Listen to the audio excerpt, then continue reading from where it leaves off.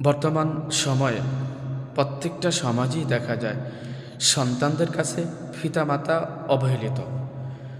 সন্তানরা পিতামাতার সাথে সদ্ব্যবহার করে না, পিতামাতার সাথে সদ আচরণ করে না, পিতামাতাকে গাল মন্দ, বাড়ি থেকে বের করে দেওয়া, বৃদ্ধ আশ্রমে নিয়ে দেওয়া, এগুলি সমাজে অহরহ চলতেইছেই। দু একটা সমাজ ছাড়া আপনি পাবেন, দেখবেন যে পিতামাতাকে সন্তানরা বৃদ্ধাশ্রমে দিয়ে আসে, পিতামাতার সাথে অসৎ আচরণ করে, গাল মন্দ করে, পুত্রবধূরা করে। অথচ পিতামাতার সাথে সৎ ব্যবহার করার জন্য মহান আল্লাহ তাআলা আদেশ করেছেন। মহান আল্লাহ তাআলা বলেন, ওয়াকাদা রব্বুকা আল্লা তা'বুদু ইল্লা ইয়াহু ওয়া বিল ওয়ালিদাইনি ইহসানা। এই আয়াতের প্রথম অংশে দুটি কথা বলেছেন। প্রথমত আল্লাহ তাআলা বলেছেন, ওয়াকাদা রব্বুকা আল্লা তা'বুদু ইল্লা ইয়াহু, যে তোমরা একমাত্র আল্লাহ তাআলার ইবাদত করো। আল্লাহ তাআলা ছাড়া অন্য কারো ইবাদত করো না। শুধু আল্লাহর ইবাদত করতে হবে, আর অন্য কারো ইবাদত করা যাবে না। এটি আল্লাহ তাআলা বলেছেন। তারপর বলেছেন ওয়াবিল ওয়ালিদাইনি ইহসানা, আর তোমরা তোমাদের পিতা মাতার সাথে, তোমাদের বাবা মার সাথে তোমরা সৎ আচরণ করো, সৎ ব্যবহার করো। আল্লাহ তাআলা বলতেছেন পিতামাতার সাথে সৎ আচরণ করার জন্য, আর আমরা করতেছি পিতামাতার সাথে অসৎ আচরণ, মন্দ আচরণ করতেছি, পিতামাতার মনে কষ্ট দিচ্ছি। মহান আল্লাহ তাআলা অন্য জায়গাতে বলে, সূরা লোকমানের মধ্যে সম্ভবত 14 নম্বর আয়াত, ওয়াসাইনাল ইনসানা বিওয়ালিদাইহি হামালাতুহু উম্মুহু ওয়াহানান আলা ওয়াহনি ওয়া ফিসালুহু হামালাতুহু উম্মুহু ওয়াহানান আলা ওয়াহনি ওয়া ফিসালুহু ফি আমাইনি আনিশকুরলি ওয়া লিওয়ালিদাইকা ইলাইয়াল মাসির। যে অবসানের ইনসানা, যে মানুষকে জোরালো নির্দেশ দেওয়া হয়েছে, মানুষকে, এখানে কিন্তু মুমিন মুসলিমদেরকেই শুধু বলা হয় না, প্রত্যেকটা মানুষকেই বলা হয়েছে। মানুষকে জোরালো নির্দেশ দেওয়া হয়েছে যে তোমরা তোমাদের পিতামাতার সাথে সৎ আচরণ করো, পিতামাতাকে কষ্ট দিও না, পিতামাতার অবাধ্য হইও না।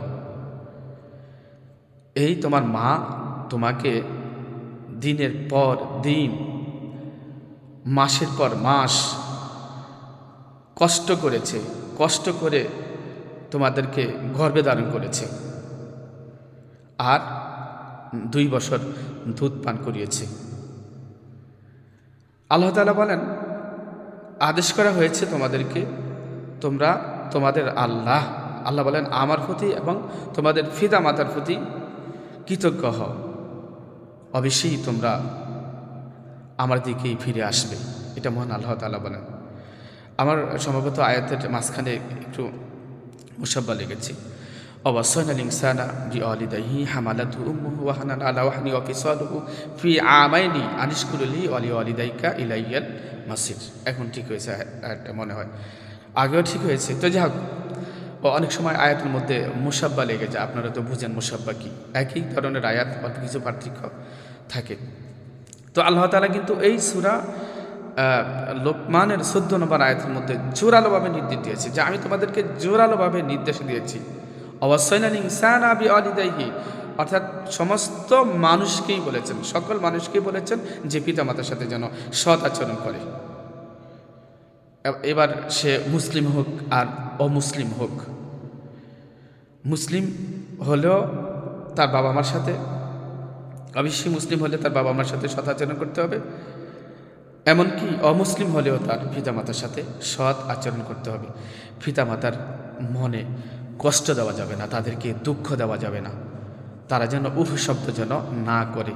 ওই প্রথম যে আয়াতটা বলেছিলাম, ওয়াকাদা রব্বুকা আল্লা তা'বুদু ইল্লা ইয়াহু বিল ওয়ালিদাইনি ইহসানা, হ্যাঁ, ইম্মা ইয়াবলুগান্না ইনদাকাল কিবারা আহাদুহুমা আও কিলাহুমা ফালা তাকুল লাহুমা উফি ওয়ালা তানহারহুমা। অর্থাৎ তারা যখন বার্ধক্য, মানে পরের অংশ বলতেছি, আগের অংশ তো বললামই, পরের অংশ বলতেছি, যে তারা যখন পিতামাতা যখন বার্ধক্য অর্থাৎ বৃদ্ধ হয়ে যাবে, তখন সন্তানরা তাদের প্রতি সদয় হতে হবে, সদ্ব্যবহার করতে হবে। তাদের অসুস্থ হলে তাদেরকে ডাক্তার দেখাতে হবে, পোশাকের প্রয়োজন হলে পোশাক দিতে হবে, তাদেরকে খাবারের প্রয়োজন হলে খাবার দিতে হবে। পিতামাতাকে যেন উহু শব্দ যেন না করে, এটা আল্লাহ তাআলা নিষেধ করেছেন।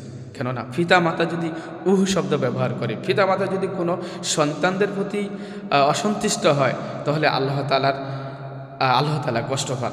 এই জন্য এই পিতামাতা যখন এই সন্তানদের জন্য বরদোয়া করে, আল্লাহ তাআলা অতি দ্রুত এই দোয়াটা কবুল করেন। পিতামাতা সন্তানদের জন্য দোয়া করলেও আল্লাহ তাআলা খুব দ্রুত কবুল করেন, এবং বরদোয়া দিলেও দ্রুত কবুল করেন। একটা হাদিসে 3 ব্যক্তির কথা দ্রুত কবুল হয়, 3 ব্যক্তির দোয়া দ্রুত কবুল হয়। এই ব্যাপারে রাসূলুল্লাহ সাল্লাল্লাহু আলাইহি ওয়াসাল্লাম একটা হাদিস বলেছেন। ও আনহু আলাইহিস সালাতু ওয়াসসালাম, যে রাসূলুল্লাহ সাল্লাল্লাহু আলাইহি ওয়াসাল্লাম বলেন, সালাসু দাওয়াতি মুস্তাজাবাতুল লা শাক্কা ফিহিন্না দাওয়াতুল মাজলুম ওয়া দাওয়াতুল মুসাফির ওয়া দাওয়াতুল ওয়ালিদি আলা ওয়ালিদিহি, রাওয়াহু তিরমিজি।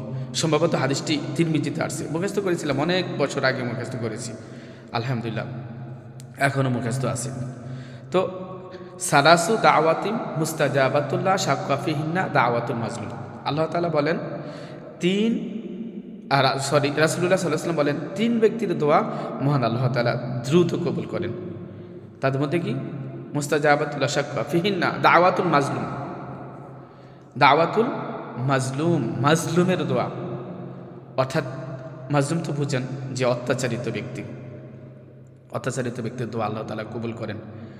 আমি রাজনীতি মানে এই যে গণতন্ত্রের রাজনীতি আমি করি না, রাজনীতি কোরআন মাজিদের মধ্যে আছে। যারা রাজনীতি বিশ্বাস করবে না তারা কোরআনই বিশ্বাস করবে না, কারণ কোরআনই তো রাজনীতি, কোরআনটি তো কোরআনটি তো হচ্ছে রাজনীতি। কিন্তু আমি গণতন্ত্রে দিয়ে রাজনীতি বিশ্বাস করি না। তো যাক, বলছিলাম আমি রাজনীতি করি না, কিন্তু কোনো কোনো ক্ষেত্রে আবার এই দেখি যে রাজনীতিকে চর্চা করতে গিয়ে দেখি যে অনেক লোকেদের অনেক কিছু দেখি। যেমন দালাল হোসেন সাইদি, আল্লামা দালাল হোসেন সাইদি, উনি কত বড় মাফের একজন আলেম ছিল, এটা সমস্ত দেশের মানুষই জানে। উনি মাজলুম ছিলেন, ওনাকে 13টা বছর দুঃখ কষ্ট দিয়ে জেলের মধ্যে রেখে তারপরে শেষ মুহূর্তে তাকে কি করলেন? সুই দিয়ে মেরে ফেললেন। ওনাকে মারার ঠিক 1 বছরের মধ্যেই, মানে ওনাকে মারার 1 বছরের মধ্যেই তাদের পতন হয়েছে। উনি ছিল মাজলুম, উনি দোয়া করে গেছেন। শুধু উনি না, হাজারো লক্ষ মাজলুম লোকেরা এই জালেমের পতনের জন্য দোয়া করেছেন। আল্লাহ তাআলা মাজলুমদের দোয়া কবুল করেছেন। আল্লাহ রাসূল সাল্লাল্লাহু আলাইহি ওয়াসাল্লাম এই দোয়া এটাই বলেছেন, দাওয়াতুল মাজলুম, যে মাজলুমের দোয়া কবুল হয় যখন সে অত্যাচারিত ব্যক্তিকে মাজলুম বলে। যখন সে দোয়া করে তখন তার দোয়া কবুল হয়। দাওয়াতুল মাজলুম ওয়া দাওয়াতুল মুসাফিরদের দোয়া আল্লাহ তাআলা কবুল করেন। মুসাফির হচ্ছে তারা, যে আপনি মনে করলেন এখন 62 কিলোমিটার আপনি কোথাও ভ্রমণ করতে গেছেন, 48 মাইল আপনি কোথাও গিয়েছেন, আপনার কাছে যত অর্থ আছে, সম্পদ আছে, এগুলো সব লুট হয়ে গেছে। এখন আপনি বাড়িতে আসার জন্য আপনার কাছে টাকা নেই, অর্থ নেই, বা আপনি আরও অনেক দূরে গেছেন, অন্য একটা রাষ্ট্রে গেছেন, কিন্তু দেশে ফেরার আপনার কাছে অর্থ নেই, সব লুণ্ঠন হয়ে গেছে, লুট করে নিয়েছে।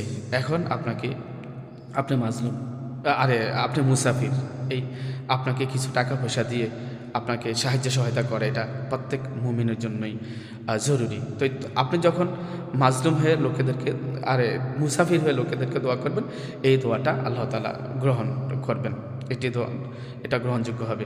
দাওয়াতুল মাজলুম ওয়া দাওয়াতুল মুসাফিরের দোয়া আল্লাহ তাআলা কবুল করেন। ওয়া দাওয়াতুল ওয়ালিদি আলা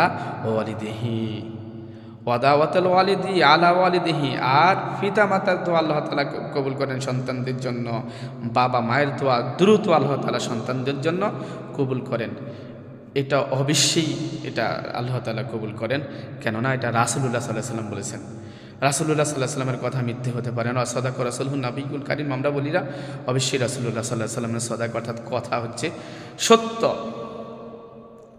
তো এই জন্য পিতামাতাকে কষ্ট দেওয়া যাবে না। পিতামাতা যদি সন্তানের জন্য বরদোয়া করে বসে তাহলে অবশ্যই আল্লাহ তাআলা দ্রুত কবুল করেন, আর দোয়া করলেও তো আল্লাহ তাআলা দ্রুত কবুল করেন। এই জন্য আমরা যাদের পিতামাতা আছে আমরা পিতামাতার সাথে সদ্ব্যবহার করব, যাদের পিতামাতা নেই তাদের জন্য দোয়া করব, বলবো রব্বির হামহুমা কামা রব্বা ইয়ানি সাগীরা, হে আমাদের প্রতিপালক আমাদের বাবা মাকে তুমি দয়া অনুগ্রহ করো যেমনিভাবে আমাদেরকে তারা দয়া অনুগ্রহ করেছিল শৈশবে। আমরা বলবো রব্বিক ফিরলি ওয়ালি ওয়ালিদাইয়া, হে আল্লাহ আমাকে ক্ষমা করো, আমাদের পিতামাতাকে ক্ষমা করো, আবিল ওয়ালিদাই অলিল মুমিনিনা ইয়াউমা ইয়াকুমুল হিসাব, আর মুমিনদেরকেও ক্ষমা করো, হিসাব সহজ করে দাও কিয়ামতের দিন। এভাবে আমরা দোয়া করব মহান আল্লাহ তাআলার কাছে। ভাই পিতামাতাকে কষ্ট দিবেন না, যাদের পিতামাতা আছে মনে করেন তাদের জান্নাত আছে। আবার অনেক হুজুরে বলতে থাকে যে মায়ের পায়ের নিচে হলো জান্নাত আর বাবার পায়ের নিচে মাটি, আস্তাগফিরুল্লাহ নাউজুবিল্লাহ। আরে ভাই একটা সন্তানকে তৈরি করতে হলে বাবার কি প্রয়োজন না? বাবার কি অবদান নেই? বাবার কি অবদান নাই? শুধু কেবল মায়ের অবদান। মা কষ্ট করেছে দিনের পর দিন, মাসের পর মাস, এটা গর্ভে ধারণ করেছে, এটা তো আল্লাহ নিজেই বলেছেন। কিন্তু বাবার কি কোনো অবদান নেই? বাবা কি সন্তানদের জন্য কষ্ট করে না? এই যে আমরা খেয়ে না খেয়ে ইনকাম করি, কষ্ট করি, আমাদের সন্তানদের জন্যই তো করি, আমাদের ছেলেমেয়েদের জন্যই তো করি।